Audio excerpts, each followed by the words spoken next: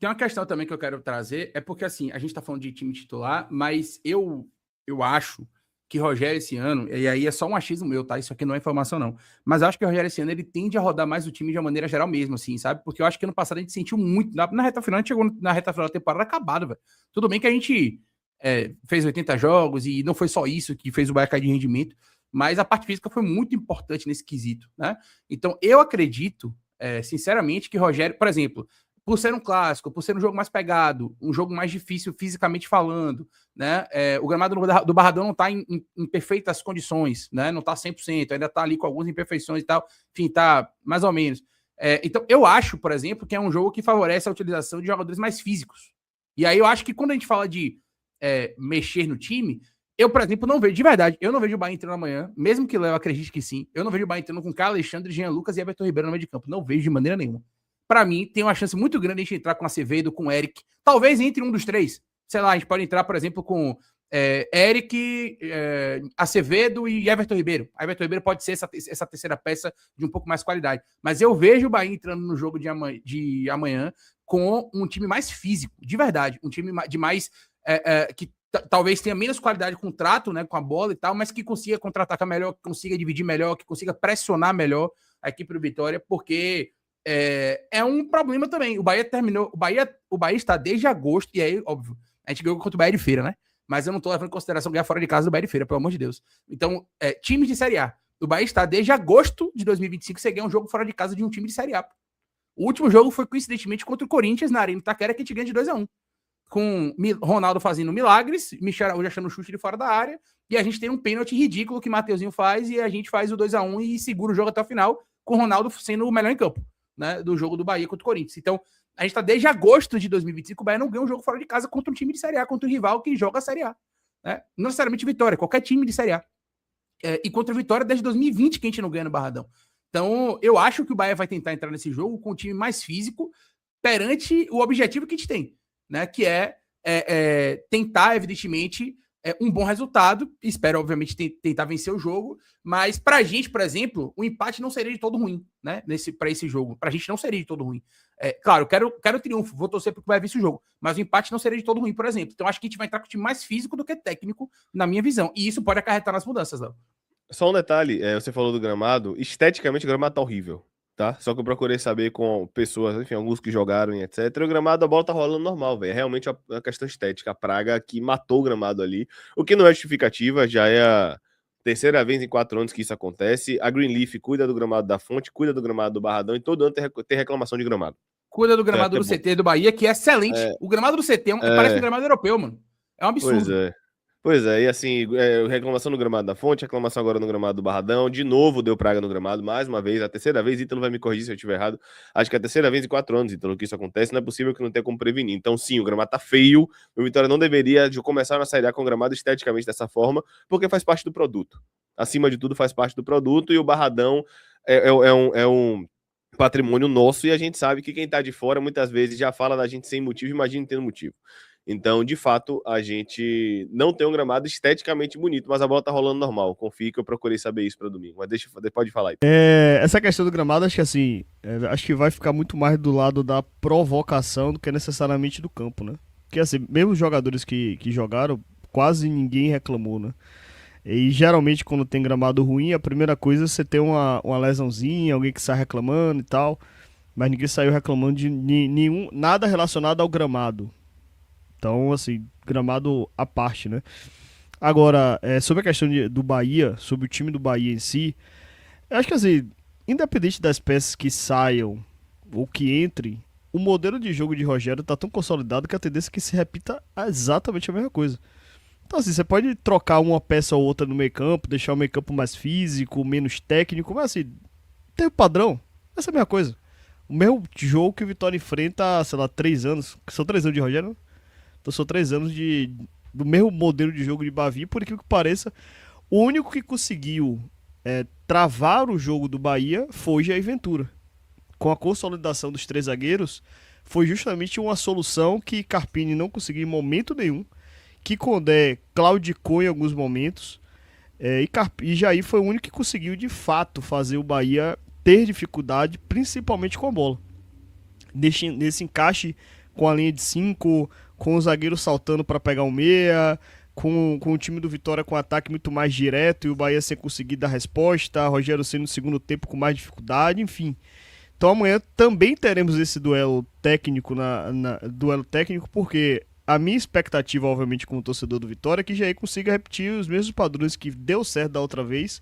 E assim, pelos jogos que eu vi do Bahia, não vi tanta diferença assim, do que foi praticado. Mais gente na área, talvez. Mais jogadores chegando, sim. Mas em termos de capacidade de criação, foi basicamente a mesma coisa, né? Então, tô ansioso para ver como é que Jair vai montar essa linha de 5 e a forma com que ele vai trabalhar esses zagueiros ali por dentro, quem que vai saltar, se ele vai manter o mesmo padrão. E também ansioso, como um amante do futebol, para saber como é que o Rogério vai responder, ou vai manter a mesma coisa, ou vai pensar em coisas diferentes. Então acho que o Bavi amanhã também terá esse componente técnico, né? Mutamos aqui, Ítalo, porque tá dando esse bug, né? É isso. Basicamente, só para poder deixar claro, a gente teve duas maneiras de jogar em 2026, assim, muito claras, né? O Bahia tem aquele com a bola, ou sem a bola, 4-5-1, né? Basicamente, com a bola, aquele 3-2-4-1 que o Bahia faz normalmente, ou 3-2-5, né? Só que nos dois primeiros jogos, né, de 2026, quando o Bahia ainda não estava com o seu time titular ali em campo, o Rogério fez algumas mudanças. E ele saiu de um 3-2-4-1, né, em alguns momentos, para um 3-1-4-2. E aí o Berada, ele vira um segundo atacante em alguns momentos, né? E o Bahia fica somente com um volante ali na saída, fazendo uma série de 3+1. Isso aconteceu em alguns momentos. Eu não sei como é que isso vai ser no Clássico. Eu acho, por uma questão de repetição, pelos jogadores já estarem mais acostumados, eu acho que o Rogério Ceni não vai tentar fazer esse 3-1-4-2 no Barradão, pelo menos não na maior parte do jogo. Eu acho que ele vai tentar fazer o 3-2-4-1 padrão, né, de repente com o Juba auxiliando ali no meio de campo, naquela construção como ele costuma fazer, né, e acho que ele vai manter essa formação. Concordo com o Ítalo. Em linhas gerais, taticamente falando, eu acho que não vai mudar muita coisa, mas temos que ver como é que vai ser a questão, primeiro, anímica, psicológica, como eu falei, esse time não ganha de um time de Série A fora de casa desde agosto, então isso é uma pressão. O Bahia precisa de uma resposta fora de casa. A torcida, a gente tá entrando numa semana que a gente vai ter 2 jogos contra time de Série A fora de casa, Vitória e Corinthians. A torcida não quer, obviamente, começar a temporada de jogos fora de casa contra time de Série A com 2 derrotas, né? O clássico em si, pela importância do clássico, e o jogo do Corinthians. E o jogo do Corinthians, mesmo tendo essa mudança de data, né, dia 28 e tudo mais, eu acho que o Corinthians ainda vai com o time bem mesclado. Então, na minha opinião, surge como uma oportunidade a gente conseguir vencer esse jogo lá, ainda mais sendo na Vila, não sendo um jogo onde o Corinthians também se sinta tão à vontade. Eu não acho, por exemplo, que o Corinthians vai jogar contra o Bahia 3 dias antes de uma Supercopa contra o Flamengo, que vai ter viagem para Brasília, o jogo vai ser em Brasília, no Mané Garrincha. Eu não acho que o Corinthians vai jogar com a força máxima. Não acho. Eu acho que o Corinthians vai mesclar o time. Então, surge essa oportunidade. Ele mandou aqui, boa tarde, galera, massa, live de alta qualidade, resenha top, já vi no Barradão, já sabe, né, pai, pau nas sardinhas e Minas de 2-0, eu nem comemoro, é favorito, independente do time que jogue. Eu concordo que no Barradão a gente sempre tem favoritismo, porque como eu falei, o mando de campo vem ditando muito, velho, nos últimos 5 anos, é até bizarro, assim, eu sem sacanagem, o Bahia foi campeão no Barradão por mérito, mas o Vitória ficou isso aqui, pô, de ganhar o campeonato com o Wellington Rato de falso 9, Mateuzinho machucado, o Janderson no ataque, Fábio, e o Vitória ficou a 5 centímetros da bola de barragem e levar pros pênaltis, então assim, o time era horroroso, o Bahia foi campeão com mérito. Se fosse 1-0, acabasse 1-0, o Vitória não era campeão do mesmo jeito. Mas o mando de campo vem definindo muita coisa no Bavi, de fato, tá? Agora, menos de 2-0 eu não comemoro. Meu irmão, calma, vamos ganhar. Tá? O importante é ganhar. Vamos lá. Do Marques, mandou aqui, o estadual devia dar acesso para a Copa do Nordeste. Aliás, é uma situação complicada. O Bahia não vai jogar a Copa do Nordeste por algo que foi determinado. O Bahia não vai poder definir o título, velho. É bizarro, velho. É bizarro. Eu, por exemplo, se fosse para escolher, eu preferia jogar a Copa do Nordeste do que o Campeonato Baiano, se eu pudesse escolher. Nem se compara. Nem se compara. Pois é. É um campeonato charmoso, pô, as viagens são legais. Em nível de enfrentamento, tudo isso assim. Tudo isso, velho. É bizarro. O Bahia não vai... Imagina, o maior campeão da Copa do Nordeste não vai poder defender seu próprio título. Aí é complicado. Aí fica complicado. Felipe Almeida botou aqui, ó. Afinal, jogo único, Bavi seria prato cheio para fazer 50-50 na Fonte Nova em campo neutro, mas não vai acontecer. Tá bom, esperto. Beleza. Você faz o campeonato todo, fica em primeiro, aí chega na final, vai ser 50-50 campo neutro porque o esperto quer. Beleza, tá bom, espertão. Mas assim, velho, eu confesso que eu já me desiludi, velho. Assim, não vai voltar a ter torcida visitante. Não vai, infelizmente. Eu também já Eu me já me desiludi, desiludi, assim. já me desiludi, não dá, não É vai. Se bizarro, ninguém quer, não fazem a galera força. sabe aqui, Léo. A galera sabe que a gente não passa pano pra esse tipo de coisa. Sabe que a gente não passa pano pra violência de torcida organizada. Até a mais recente que teve, a bizarra que teve recentemente contra o torcedor do Vitória ali, né? A galera agrediu ele, até chegou a esfaquear o cara. Velho, foi bizarro aquilo ali, bizarro. Eu me posicionei nas redes sociais, falei em vídeo, falei em live. Só que, velho, infelizmente é o mundo que a gente tá vivendo, velho. É o mundo da intolerância, é o mundo que você não pode brincar, resenhar. É o mundo que se o cara for pensar diferente de você, você já quer dar um tiro no cara. Infelizmente é um mundo assim, eu acho que é para além de Bavi, é para além de futebol, Sim. é o mundo. O mundo está vivendo dessa maneira. E posso fazer uma pensa provocação? diferente de você, você quer matar o cara. A verdade é essa. E para fazer provocação? Claro. Muitos torcedores dos dois lados contribuem diretamente para isso quando trazem assunto de rivalidade em assunto desse. Aí, ó, a torcida da Vitória é violenta. Aí, ó, a torcida do Bahia é violenta. Você que fala isso, além de estar falando besteira, você só tá piorando a situação, tá? Você pode deixar claro aqui, você está piorando a situação. Não é a torcida do Bahia que é violenta, são marginais dentro da torcida do Bahia, que são, pasmem, marginais. Não é a torcida do Vitória que é violenta, são marginais dentro da torcida do Vitória que, pasmem, são marginais. Então a gente, às vezes, no mundo de hoje, Leiro, eu concordo com você, a sociedade tá perdida, velho. A sociedade faliu. Mas, além disso, a gente precisa deixar claro e falar o óbvio que esse tipo de discurso você só piora a situação e a gente sempre acha que tá longe, Leiro. Esse é o grande ponto. A gente sempre acha que tá longe da gente. A gente sempre acha, não, mas aconteceu lá em São Rafael, tá distante de mim. Infelizmente, irmão, do jeito que tá, eu estou falando de todos nós, estou me incluindo, tá cada vez mais perto da gente. E, infelizmente, talvez, se algum dia acontecer com alguém, que eu não desejo isso, tá? Pelo amor de Deus, eu não desejo isso. Mas talvez as pessoas só vão perceber que está muito perto quando, infelizmente, acontecer com alguém próximo. Eu espero que não aconteça, não me entendam errado. Mas, infelizmente, o ser humano, ele só acredita quando chega. Infelizmente, tá? Só pra deixar claro, eu não quero que aconteça. Mas é a realidade do mundo, velho. Infelizmente. Pois é, então, assim, eu queria estar, por exemplo, no Barradão, né? No jogo de amanhã, como torcedor visitante. Sim, deveria. Velho. Eu sempre fui ao Barradão como torcedor visitante. Eu tô falando de minha experiência individual. Eu, como torcedor comum, nunca tive envolvimento nenhum com torcida organizada. Eu nunca tive nenhum problema. Chegava ao Barradão na época que eu não chego mais, né? Mas chegava ao Barradão na época, tranquilo, chegava cedo, parava no meu carro, comia churrasquinho, os caras passavam com a camisa da Vitória e eu com a camisa do Bahia, não acontecia nada. Velho, se você tá indo na paz, ninguém vai te agredir porque você tá na paz, não, irmão. Agora, se você tá indo para poder procurar confusão, para poder, né, procurar briga, aí é possível que você ache esse tipo de coisa. Infelizmente, no Brasil, eu confesso que eu tenho um pouco de inveja, assim, quando eu vejo, por exemplo, eu vi o clássico do Flamengo e Vasco agora, no Maracanã, velho, torcida visitante e, além disso, o setor misto no estádio. Os caras, tipo, lado a lado, né, dentro do estádio, sem problema, cantando, resenhando, brincando, né? Eu acho também que, por serem 4 times, eu acho que essa rivalidade é um pouco mais dissipada, sacou? Assim, tem 4 times, então, claro, Flamengo e Vasco é, pra mim, a maior rivalidade do Rio, mas tem outros clássicos ali, aí você meio que se acostuma, porque como são 4 times, você meio que se acostuma a saber que sempre vai ter alguém que não torce pro seu time, velho, em algum lugar, sabe? E acho que você meio que se acostuma com isso. Em São Paulo é a mesma coisa, né? Tem um pouco mais de liberdade nesse sentido. Agora, acabou de ter o Atletiba, a torcida do Coritiba invadiu a arena lá do Atlético, esqueci o nome, né? Enfim. Liga Arena. Liga Arena, né? Liga Arena invadiu, velho. Ganhou o jogo, inclusive. O Coritiba deu 1-0, ganhou o jogo. E os caras invadiram lá, cantaram pra caramba. Então, eu particularmente tenho inveja de clássicos que ainda tem torcida visitante. Mas eu tô começando a dar braço, também. Fortaleza e Ceará. Mas eu tô começando a dar braço a torcer, velho. Assim, eu acho que a gente perdeu essa briga, infelizmente. Acho que a gente tá, se não perdeu, tá muito perto de perder. Não só perdeu, como os responsáveis não querem assumir o BO. O Luiz falou que no Maracanã todos os clássicos são 50-50. Não. Não são todos os clássicos são 50-50, não. Você tá equivocado, irmão. Pode ser que já tenha acontecido. Acho que se eu não me engano, os clássicos da Copa do Brasil tiveram algum acordo parecido, né? Porque os 2 jogos foram no Maracanã, mas não são todos os clássicos que são 50-50, não. Normalmente é o setor sul, né, quando não é jogo do Fluminense, né, porque o lado do Fluminense é o lado sul do Maracanã. Mas quando é jogo do Flamengo, Vasco, Botafogo, né, o setor sul fica a torcida visitante e só ali atrás do gol do lado direito da transmissão, e o resto do estádio é a torcida mandante, mas tem um setor especificamente misto. E aí entram torcedores também do time que tá jogando contra o mandante, né? Mas não é 50-50 não, velho. Diga, Léo. E eu tenho uma opinião que eu não sei se é impopular, mas pra mim a torcida única só piorou tudo isso.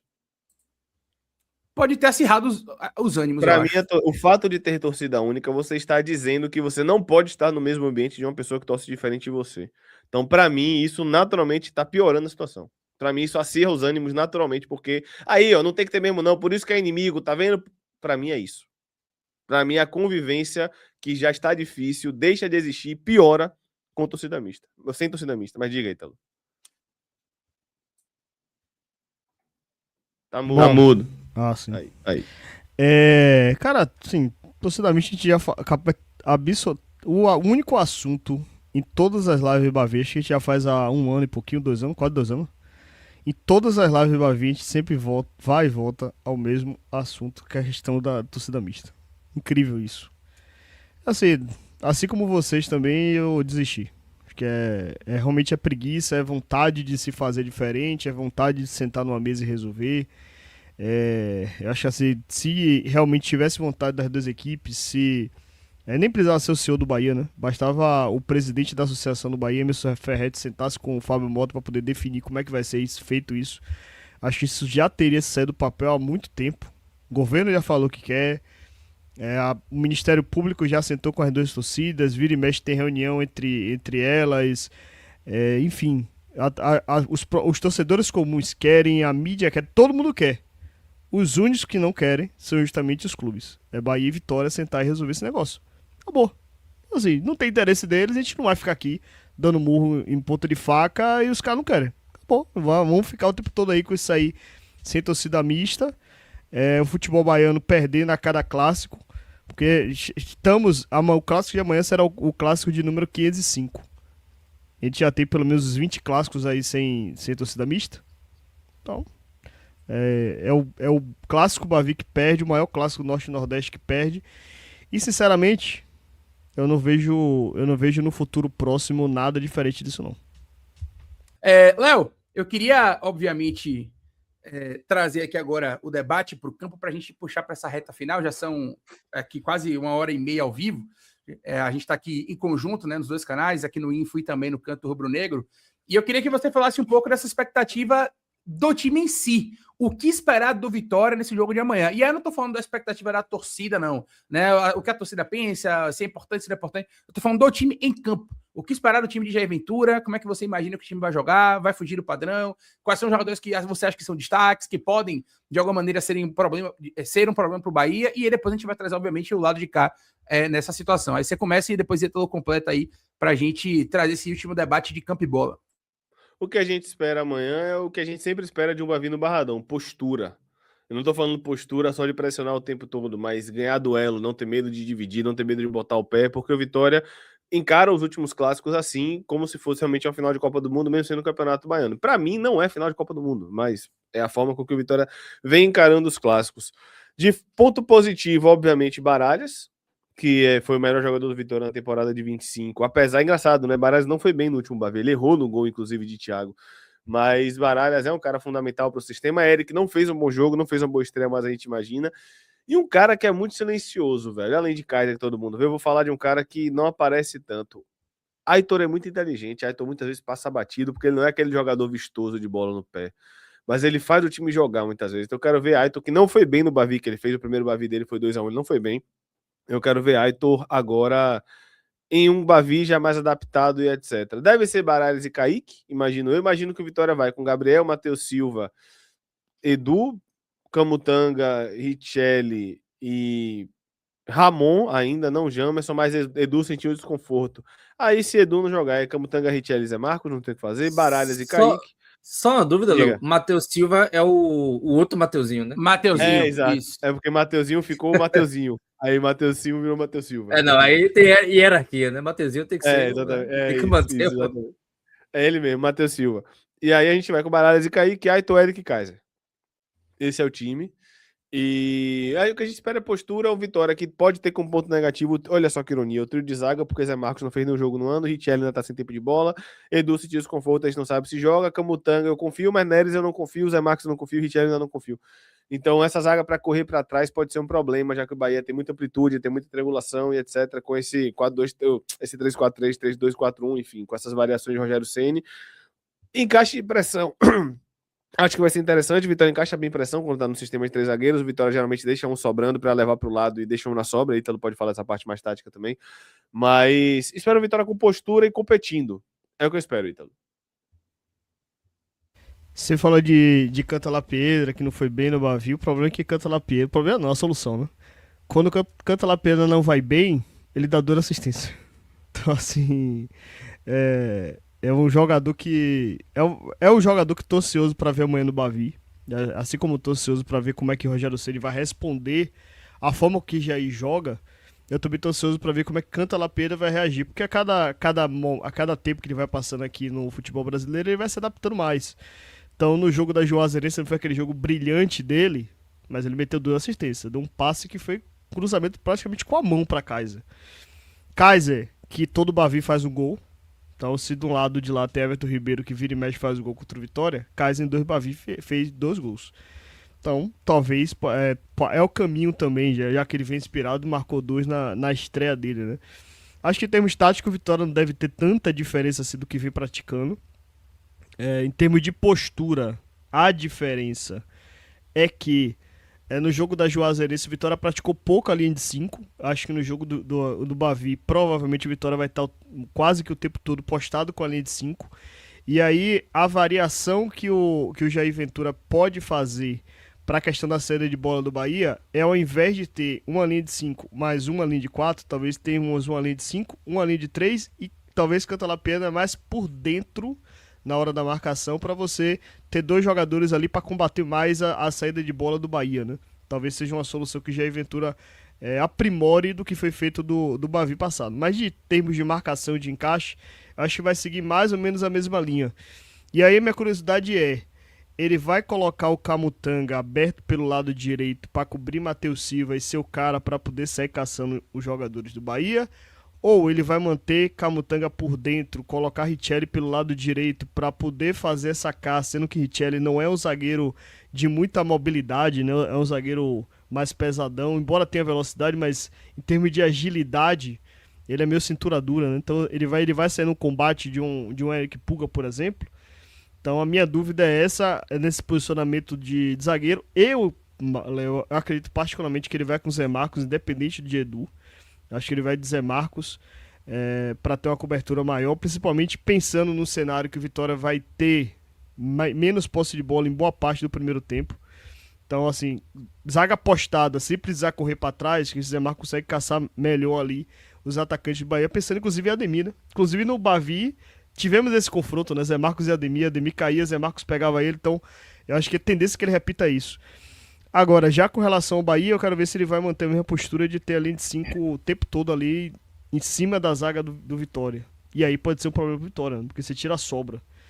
O Bahia no último Bavi, embora a estrutura fosse a mesma, o Bahia tinha 3 caras por dentro e os 2 meias chegando, fazendo infiltração. Contra o Galícia, foi contra o Galícia o último jogo? Foi, não é? Foi. O Bahia tinha 5 caras. Eram pontas abertas, 3 caras por dentro. E essa linha de 5 contra a linha de 5 do Vitória, você tira a sobra. Então eu tô ansioso para ver se Rogério vai repetir esse mesmo padrão ou vai voltar ao padrão anterior de Bavi e saber como é que o Vitória vai montar essa zaga, quem vai ficar do lado direito, quem vai ficar pelo centro. Acho que o Bavi trabalha muito por conta disso. Ítalo, vamos fazer uma aposta? Em quem Jair Ventura vai fazer individual? Em quem Jair Ventura vai fazer encaixe individual? Kaique e Everton Ribeiro se jogar? Quem você acha que ele vai fazer encaixe de referência individual? Pra mim é Kaique e Everton Ribeiro. Pode ser. Por que você tá pensando? É porque eu tô pensando o seguinte. No jogo da Juazeirense, quem jogou pelo lado esquerdo como volante foi Baralhas. É o Kaique, rapidinho. É o Kaique do Vitória, Thiaguinho. É Kaique Gonçalves marcando o Everton Ribeiro. É isso aí. Quando a Juazeirense, quem jogou o volante pelo lado esquerdo foi Baralhas. E Everton tem uma tendência de jogar mais pelo lado direito. Então pode ser que ele não faça esse encaixe direto de Kaique com Everton. E aí o encaixe de Kaique seja com o jogador do meio campo do Bahia que faz a infiltração. Que seria pelo lado esquerdo Eric, o Rodrigo Nestor, o Jean Lucas, né? No campeão de Leiro tinha tinha Nestor e Eric como jogadores mais avançados. Então, pensando nesse modelo, seriam Kaique com o Rodrigo Nestor e Baralhas e Cantalapeira cuidando de Everton, porque Everton circula muito, né? Everton não fica ali entre linhas, né? Então ele vai mais buscar a bola. Por isso que eu acredito, inclusive, que Cantalapeira talvez tenha essas duas funções, né? Hora de estar aberto pelo lado para poder, quando o lateral do Bahia estiver na base, ele ser o cara fazer a primeira proteção, mas quando o ala do Bahia for projetado à frente, ele ficar mais ali na cobertura de Everton Ribeiro para evitar que Everton Ribeiro o tempo todo tente acionar. Acho que podemos ter esse encaixe amanhã. E a título de curiosidade, só para trazer a parte do campo também do Vitória, o Vitória em alguns momentos, por exemplo, contra o Mirassol e, por exemplo, contra o São Paulo, quando a gente subia a pressão em caixa individual, a gente tirava o zagueiro pela esquerda para perseguir quem fazia a primeira fase de construção. Ou seja, a gente fez isso contra o Mirassol, que o zagueiro pela esquerda era alta, antes de Edu sentir, e ele estava perseguindo o Negueba no tiro de meta no meio de campo. E aí a gente fazia a sobra com o lateral esquerdo. Quando a gente pegou o São Paulo, a mesma coisa. Zé Marcos estava perseguindo, salvo engano, a primeira fase de construção foi aquele menino do São Paulo, que eu esqueci o nome agora, Ítalo, mas era um menino da base deles. Que a gente tirava o zagueiro pela esquerda para perseguir. Na saída de bola, a gente encaixava na saída de bola deles e eles, em tese, não conseguiam sair. O Mirassol conseguiu sair muito fácil, o São Paulo não. Mas dentro dessa dinâmica da gente, do padrão que a gente faz com os três zagueiros, é por isso que a gente fala, além de número, além de 3-4-3, 3-2-4-1, a gente tem que falar de dinâmica, a gente tem que falar de ideia, a gente tem que falar de contexto de jogo. Jaime Arthur tem muito encaixe individual na pressão. Então, eu acho que esse zagueiro pela esquerda, sendo o Zé Marcos, que é um cara que tem muitos problemas, mas que sabe realmente, persegue bem, rebate bem, quando pega o cara no pivô, ele consegue ganhar o duelo. O problema do Zé Marcos é correr para trás e sair de bola pressionado. A gente vai ter um encaixe em alguém. Eu acho que era Rigoni, Rafael, exatamente, irmão. Eu acho que era Rigoni, exatamente. A gente vai ter esse encaixe na primeira fase de construção. E essa primeira fase de construção do Bahia, muitas vezes é Caio Alexandre. Caso ele jogue, tá? Só para deixar claro aqui. Pode ser Acevedo, pode ser Caio Alexandre. Então pode ser que a gente tire um zagueiro, mexa um zagueiro para fazer esse encaixe, sustente com o Ramon para ter uma sobra e sobre alguém do lado. Pela lógica, Ítalo, até botando o time que Leiro falou aqui, esse zagueiro que vai ser jogado pelo lado, imagino eu, pela lógica, que seria Gabriel Xavier se ele jogar.